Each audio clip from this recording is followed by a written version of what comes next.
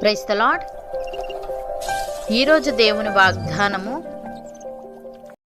ఆర్భాటముతోనూ ప్రధాన దూత శబ్దముతోనూ దేవుని బూరతోనూ పరలోకము నుండి ప్రభు దిగివచ్చును.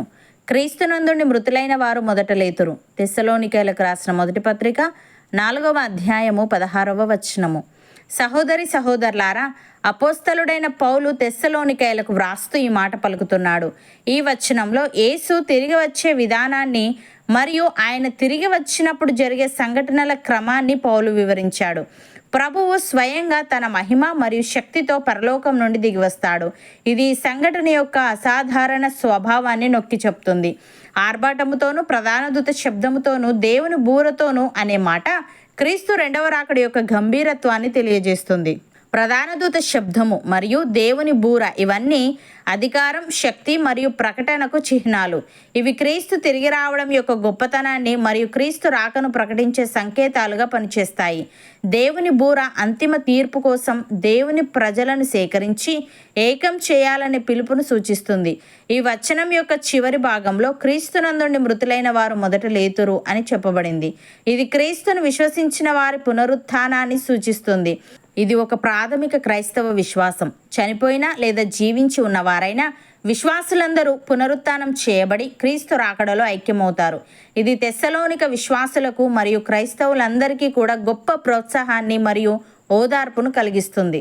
అలాగే ఇది రాబోయే అంత్య సమయాలను మరియు విశ్వాసులు క్రీస్తు తిరిగి రావడానికి ఎదురు చూస్తూ జీవించాల్సిన అవసరాన్ని సూచిస్తుంది. కాబట్టి ఇది మన సిద్ధపాటుకు పిలుపుగా కూడా పనిచేస్తుంది.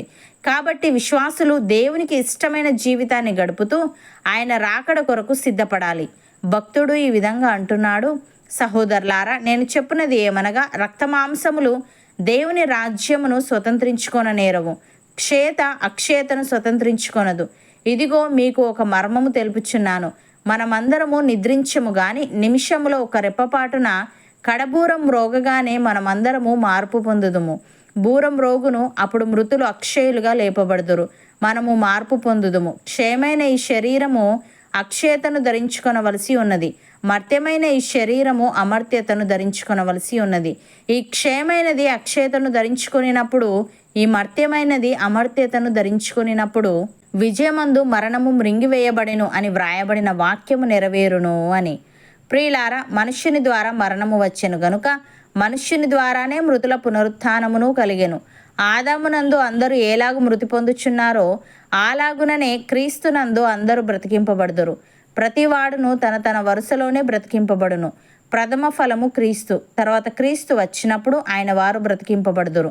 అటు తర్వాత ఆయన సమస్తమైన ఆధిపత్యమును, సమస్తమైన అధికారమును, బలమును కొట్టివేసి తన తండ్రి అయిన దేవునికి రాజ్యము అప్పగించును. అప్పుడు అంతము వచ్చును. అపోస్తలుడైన పౌలు ఈ విధంగా అంటున్నాడు, ధర్మ విరోధ సంబంధమైన మర్మము ఇప్పటికే క్రియ చేయుచున్నది గాని ఇది వరకు అడ్డగించుచున్నవాడు మధ్య నుండి తీసివేయబడు వరకే అడ్డగించును. అప్పుడు ఆ ధర్మ విరోధి బయలుపరచబడును. ప్రభువైన యేసు తన నోటి ఊపిరి చేత వానిని సంహరించి తన ఆగమన ప్రకాశము చేత నాశనము చేయును.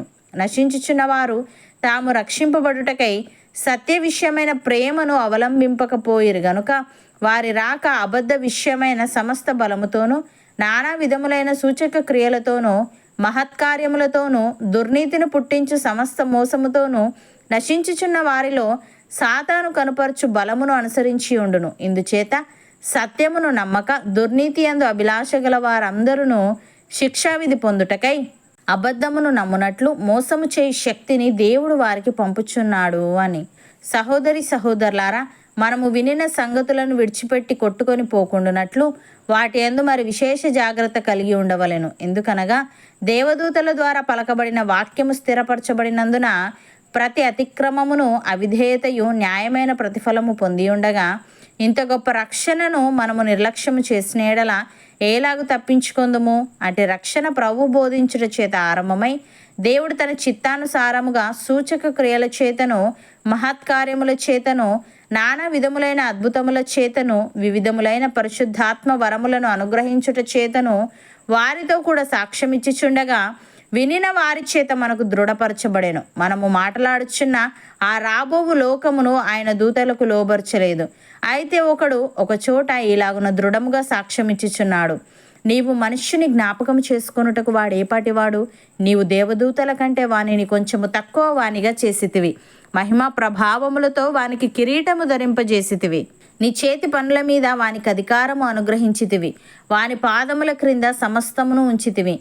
ఆయన సమస్తమును లోపరిచినప్పుడు వానికి లోపరచకుండా దేనిని విడిచిపెట్టలేదు.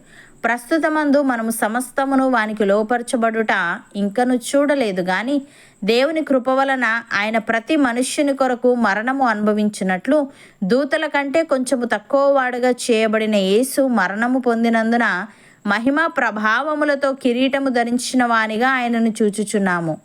అవును అన్నవారు నాతో పాటు ప్రార్థనలో ఏకీభవించండి. పరిశుద్ధుడా, ప్రేమగల తండ్రి, ఆర్భాటముతోనూ ప్రధాన దూత శబ్దముతోనూ దేవుని బూరతోనూ పరలోకము నుండి ప్రభు దిగివచ్చునని, క్రీస్తునందుండి మృతులైన వారు మొదట లేతురని, ఇది నిన్ను విశ్వసించిన వారి పునరుత్థానాన్ని సూచిస్తుందని నీవు తెలియజేశావు. తండ్రి నీకు స్తుతులు. దేవా, మేము వినిన సంగతులను విడిచిపెట్టి కొట్టుకొని పోకుండానట్లు వాటి యందు మరి విశేష జాగ్రత్త కలిగి ఉండే వారంగా ఉండుటకు సహాయము దయచేయమని, క్షయమైన ఈ శరీరము అక్షయతను ధరించుకొనవలసి ఉన్నది గనుక, మర్త్యమైన ఈ శరీరము అమర్త్యతను ధరించుకొనవలసి ఉన్నది గనుక, మేము నీకు ఇష్టమైన జీవితాన్ని గడుపుతూ నీ రాకడ కొరకు సిద్ధపడే వారంగా ఉండుటకు కృపచూపమని, నీ రాకడలో ఎత్తబడే గుంపులో మాలో ప్రతి ఒక్కరిని నీవే ఉంచమని యేసుక్రీస్తు నామమున ప్రార్థిస్తున్నాము తండ్రి. ఆమెన్.